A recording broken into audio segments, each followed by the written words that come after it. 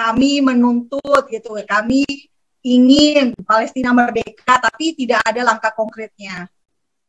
Karena itu bisa saja dilakukan kan. Nah, kalau ditanya sekarang tentang apa status Palestina, dari ceritanya kan tahun 1988 mereka mendeklarasikan negaranya Palestina. Sebelum melanjutkan, kami informasikan, konten ini berisi narasi atau visual mengenai ilmu pengetahuan dan berita yang mungkin saja masih ada kesalahan atau belum sesuai dengan sudut pandang Anda. Reaksi Nusantara mengajak Anda untuk mempelajari materi di dalam video ini, sebagai edukasi sekaligus mengkoreksi dan validitas materi yang terkandung di dalamnya dari sudut pandang Anda atau dari narasumber yang berbeda.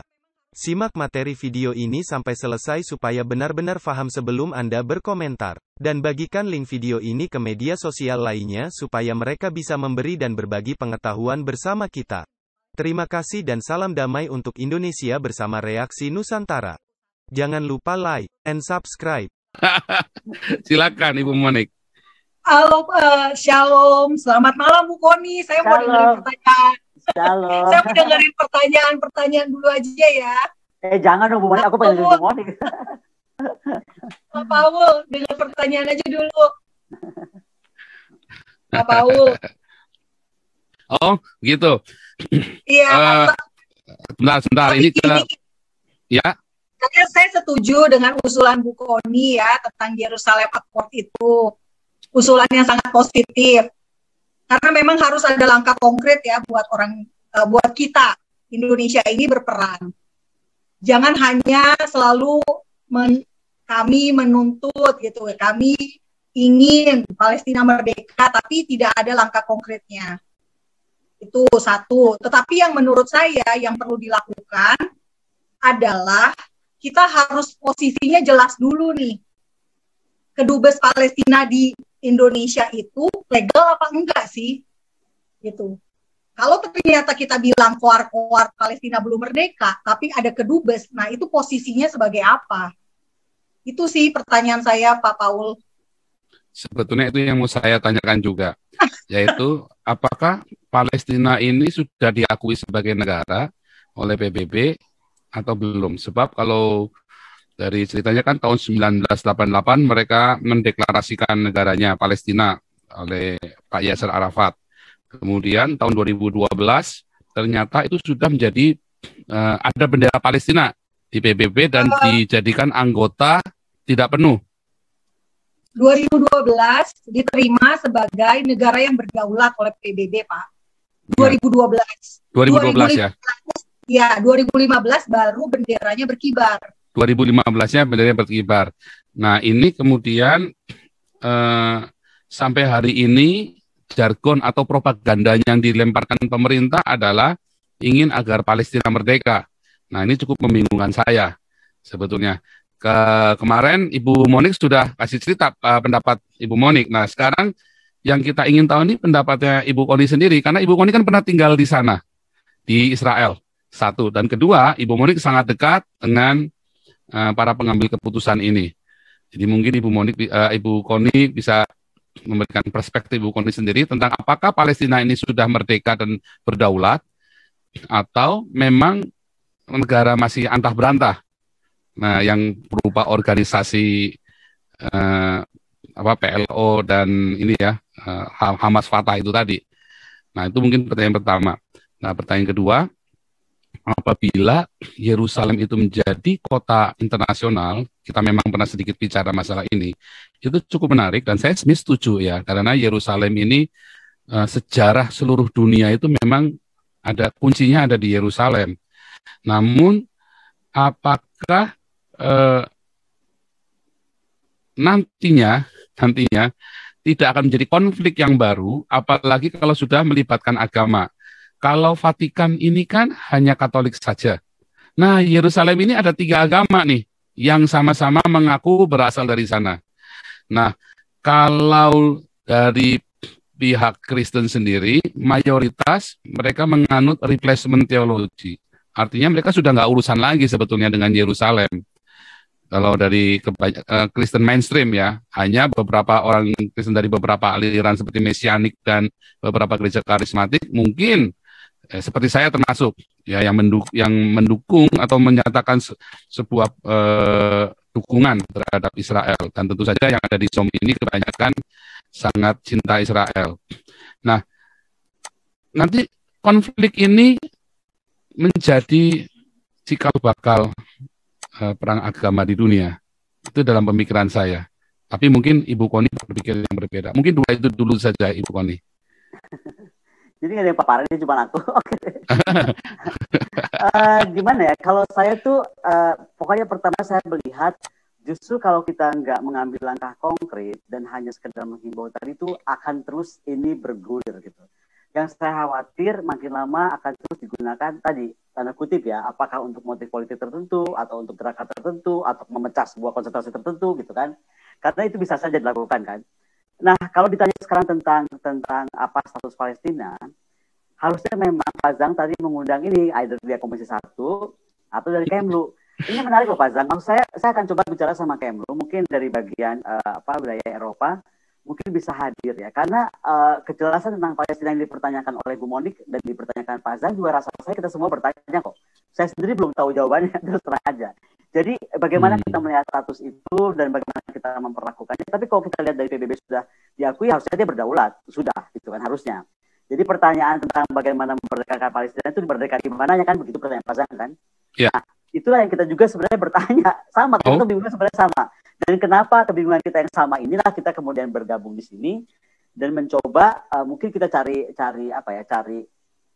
sudut yang mungkin berbeda tapi kemudian bisa disampaikan, sehingga saya akan coba sekali lagi karena saya bukan orang Kemlu, saya nggak bisa mewakili tentang pandangan itu ya. Ini kan ini harus dari Kemlu. Bagaimana sebenarnya posisi Indonesia sebenarnya melihat masalah itu juga sekali lagi sangat menarik. Bagaimana negara sudah jelas diakui PBB tapi dianggap hingga hari ini oleh kita Palestina belum merdeka, kan itu kan. Nah, kedua terkait tadi yang disampaikan Pak Zhang tentang posisi Vatikan. Betul sih Pak Zhang, Vatikan memang hanya agama Katolik, ya kan. Tapi kalau nggak salah, sekali lagi jangan salahin saya nggak terlalu paham ya. Tapi sejauh saya Katolik kan juga kan ada terbagi beberapa Katolik gitu kan. Nah, mungkin memang bedanya bagaimanapun masih satu rumpun. Tapi yang kedua menarik dari Vatikan, sekali lagi saya cuma melihat bagaimana saat itu menyelesaikan kekuasaan Paus yang sampai panjang kekuasaannya, kemudian menjadi kecil juga wilayahnya, itu kan juga nggak hal yang mudah. Sekali lagi saya belum menemukan kota lain ya atau sejarah lain yang memiliki cerita seperti ini. Kalau pertanyaan Pak Paul tentang jika Yerusalem kemudian dibagi menjadi beberapa agama, saya tuh berpikir positifnya gini Pak Zhang, di makam Daud ya kan, itu kita semua bisa datang ke situ bersama-sama beramai-ramai dan nggak ada apa-apa tuh gitu kan, nggak ada keriuhan gitu. Jadi kita dengan tertib mengikuti aja ritual sembahyang di makam Daud dengan beragam kotak-kotakan wilayahnya itu. Sekali lagi ini kan kita belum mencoba karena saya merasa kita sekali lagi sudah sangat kehilangan waktu. Bagaimana mungkin perintah undang-undang dari tahun 1945 di tahun ini kita masih nggak tahu mau ngapain. So this is actually my wild idea aja. Apakah kita harus tadi bicara dengan Perancis, bicara dengan Inggris, bicara dengan Italia, mungkin dari situ kita mendapatkan sesuatu. Saya berharap dalam pencarian ke depan ada contoh kota atau contoh beberapa tempat yang mungkin mengalami hal seperti itu. Mungkin nggak harus agama juga. Ada beberapa tempat yang bisa dari aliran, kan bisa juga Pak Zhang. Sekali lagi ini kan waktunya kita nggak punya banyak waktu dan memang ini bukan keahlian saya sekali lagi, tapi saya sedang mencoba mencari jalan keluar karena saya bilang ya juga ya, kalau kewajiban undang-undang lama banget kita nggak bikin step yang seksi gitu. Tapi sekali lagi saya di sini bukan mengajari, saya malah berharap semua yang mengangkat tangan di sini bisa memberikan masukan kepada Kementerian Luar Negeri sehingga Kementerian Luar Negeri mungkin terbuka wawasannya, kemudian juga mau mencoba. Saya rasa posisi saya di malam ini begitu Pak Zhang, bukan mengajari, bukan memberitahu, tapi kira-kira kita diskusikan apa sih masukan dari kita semua, apalagi nih pengikutnya Pak Zhang ini kayaknya fansnya banyak banget ya. Nah, bagaimana kemudian kita bisa kemudian mencari solusi-solusi lain. Ini kan cuma pancingan aja gitu. Iya, justru itu kita butuh trigger ya, kita butuh trigger. Karena selama ini kan Indonesia maunya satu suara doang nih bela Palestina. Video saya 2 di take down gara-gara tentang Israel ya, videonya Ibu Monik sama videonya Pak Ramsi, satu dari orang Israel, satunya Ibu Monik. Ya, terus dua-duanya di take down oleh YouTube atas nampaknya atas perintah dari Menkominfo. Karena saya yakin tidak melanggar, jadi waktu kita kemarin live itu, waktu tempo hari kita live eh, itu juga di take down juga kan. Begitu saya pindah pakai channel Eropa, nggak di take down. Tapi YouTube-nya gitu. 3 di take down jadinya. Semua cerita tentang Israel semua. Nah ini yang menurut saya menarik ya. Jadi di masyarakat kita tuh kalau mendengar Israel tuh kayaknya udah negatif aja. Dan saya rasa kita nggak bisa nyerah gitu loh Pak Zang. Karena kalau kita nggak mencoba menerangkan ya akan terus itu yang tertanam. Makanya tadi saya kan, aduh sekali lagi ini bukan kajian saya, bukan sejarah loh. Tapi saya mencoba memperlihatkan, membagi bahwa nggak mudah loh bicara Israel. Dan kenapa saya tadi menceritakan tentang sejarah panjangnya supaya perasaan atau anggapan bersalah seolah-olah Al-Aqsa harus dikuasai gitu. Itu jangan ada di pikiran kita dulu gitu loh. Ya kan? Karena sekali lagi sejarahnya sudah terlalu panjang. Ada beberapa pengetahuan yang merasa bahwa sebagai kota suci ketiga, maka seolah-olah Al-Aqsa itu tanda kutip betul-betul bagian harus dikuasai. Nah, ada bagus kan kemarin saya sampaikan bahwa ada Ustadz yang menyatakan enggak dong kalau memang Al-Aqsa itu harus diambil, kenapa Nabi Muhammad nggak ambil Al-Aqsa misalnya.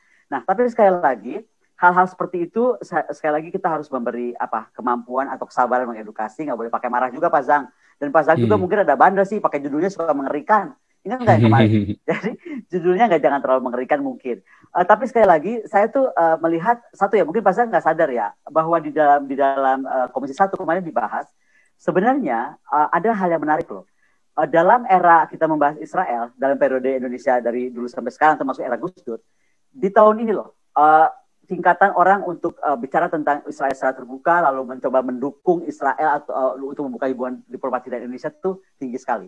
Nah artinya kan Pak Zang, we have to try gitu. Bapak apapun perkembangannya yang penting kita tuh tugasnya hanya mengedukasi dan share sesuatu agar kita tuh nggak berantem gara-gara orang. Kan aneh nih. Negara orang yang perang udah damai kita malah masih berantem. Itu aja yang tadi saya harapkan. Kalau kita semakin terbuka membahasnya, kemudian wawasan kita juga dibuka, kita sabar menghadapi yang tidak mengerti, pakai doa juga lah Pak Zang, pasti bisa kok. Tapi dari memang saya akan coba ya Pak, sekali lagi nih, saya akan coba bicara dengan Dirjen Amerop. Saya rasa Dirjen Amerop juga mungkin udah waktunya bicara kalau memang kita mau membahas ini dari pendekatan berbeda tadi. Demikian Pak Zang. Itu tadi. Betul ya, jadi saya setuju. Jangan mereka udah damai, kita masih berantem di sini. Karena dari salah satu video yang di take down oleh Menkominfo, Pak Ramzi itu cerita, ini habis sekarang ini ya, lihat nih kita sekarang perang. Minggu depan kita udah duduk di Starbucks rame-rame. Berdua, orang Palestina dengan orang Yahudinya. Dia bilang begitu. Nah ini kan lucu kan. Oke, ini ada rakyat jelata ini. Pak Victor Mandayo. Iya, selamat malam Bu Koni. Mana videonya? Selamat malam Pak Victor. Terima kasih Anda telah meluangkan waktu untuk memberi masukan kepada kami, dan semoga komentar Anda bisa bermanfaat untuk edukasi generasi penerus bangsa ini, terutama bagi diri kita sendiri dan untuk mereka yang mau berpikir dengan akal sehat. Karena dengan akal sehatlah kita bisa bedakan mana yang terbaik untuk orang lain, saudara, keluarga dan terutama untuk diri kita sendiri.